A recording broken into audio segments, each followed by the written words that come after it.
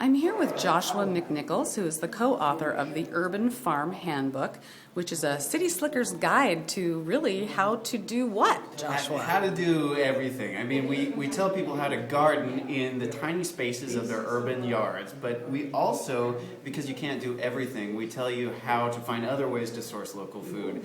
You can barter with your neighbors. You can, we do these things called bulk buying clubs where we combine purchasing power with our neighbors, and we put a list up on the web and people sign up for what they want to buy, apricots, tomatoes, grains, and we buy all these things in bulk so that you can get local food cheaper and from farmers whose practices we respect.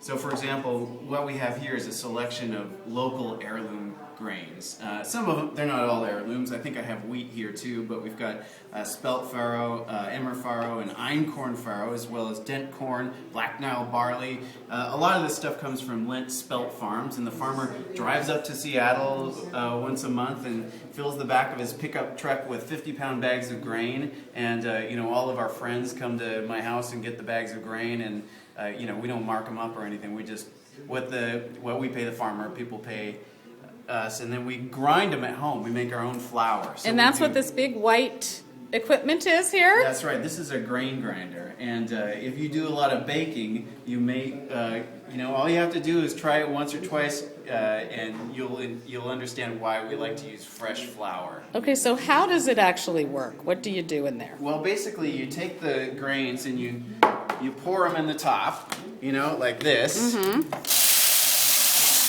And then I don't think I have a plug in here, but basically you turn it on and it sounds like a jet engine. It just like grinding coffee, maybe. Exactly. Okay. It's like a coffee grinder, but it's more expensive than a coffee grinder. And so then you end up with the flours you want to use. That's right. Then you take out the bottom here, you open this up, and you just twist open this top, and inside your flour will be in there. It's that easy. Yeah, and you can make flour out of so many different things. It's like, why use just wheat? Right. So, for instance, like you've got this hard red wheat, which I don't think I've seen before. That's for bread. So that's a traditional for making bread. So, but for example, recently I just made an emmer farro, 100% emmer farro loaf of bread for a sandwich loaf. Oh my gosh! It's going in my kids' lunches for their sandwiches, and it's amazing. I bet that's delicious. It's delicious. It's it's like 17,000 years old. It comes from before the time when wheat was basically whipped into domestication for the white bread flour industry.